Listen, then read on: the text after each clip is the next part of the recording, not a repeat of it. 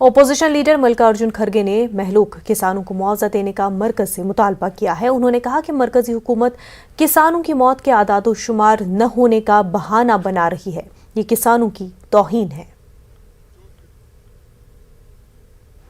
देखिए, जो किसान बॉर्डर पे 1 साल 3 महीने से बैठा है, कितने किसान मर गए उनको मालूम नहीं है, या बॉर्डर पे उनके जो अधिकारी हैं वो क्या काम कर रहे हैं।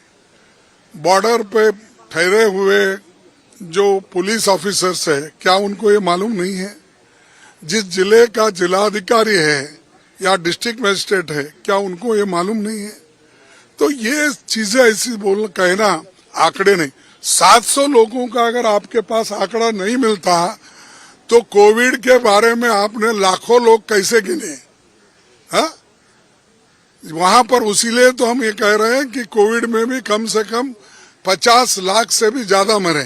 आप बोलते हैं 4 लाख, वहां कहाँ गिने आप।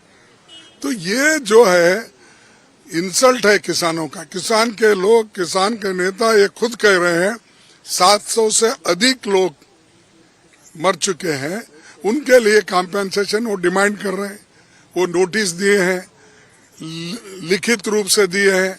हम भी कह रहे हैं तो हमारे पास आंकड़े नहीं है, हम नहीं देंगे। अरे इस देश में सेंसस हर चीज का होता है। क्या ये 1 साल 3 महीने में 700 लोगों को गिनने के लिए कौन से जगह क्या होगा ये मालूम नहीं है।